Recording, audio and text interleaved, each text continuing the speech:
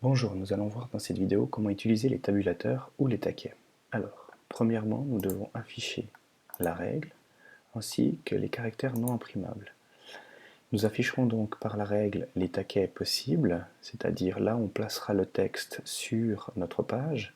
Je sélectionne donc le texte qui sera aligné à gauche et j'aimerais le placer à 2 cm par rapport à ma marge.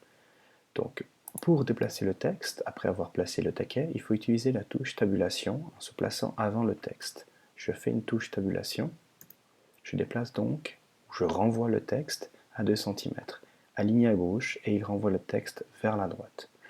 Maintenant, je fais la même procédure avec mon texte centré, mais je change de taquet. J'utilise le taquet centré à 6 cm par exemple. Je me place au début du texte et j'utilise ma touche tabulation. Voilà, maintenant je fais pour le tabulateur de droite, donc je change de tabulateur, je le place par exemple à 9 cm, je suis ici, je fais ma touche tabulation, et ensuite je peux écrire mon texte aligné à droite. Donc le texte est renvoyé vers la gauche, comme vous pouvez le voir. Maintenant, la dernière tabulation que nous utilisons est la décimale, donc c'est celle-ci. On peut la placer à un endroit dans le texte. Je vais passer par l'autre façon, c'est-à-dire de passer par mise en forme, tabulation. Et j'aimerais en fait placer la décimale à, par exemple, 6 cm. Donc, je mets le plus, il est effectivement mis là, je mets OK. Le nombre n'a pas déplacé, mais il faut se déplacer lui-même en plaçant la tabulation.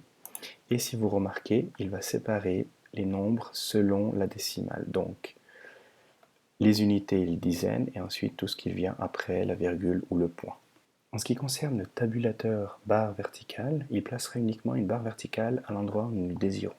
Donc, si je sélectionne la barre verticale, je la place à 2 cm, à 8 cm et à 12 cm. Donc, il placera juste des barres verticales. En ce qui concerne les points de suite, il faudra, dans ce cas de figure, 2 taquets. Donc un au début et un à la fin.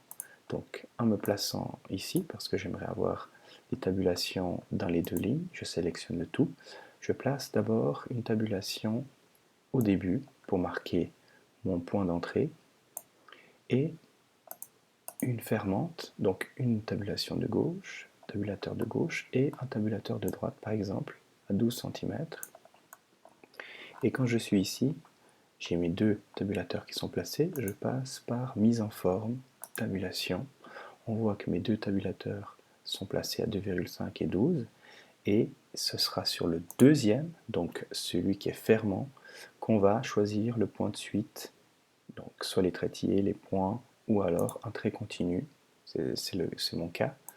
Je mets OK, il ne va rien se passer, il faudra donc faire la touche Tab pour arriver au premier point, et ensuite au deuxième, et il va faire le remplissage jusqu'au deuxième. On fait de même avec la ligne suivante.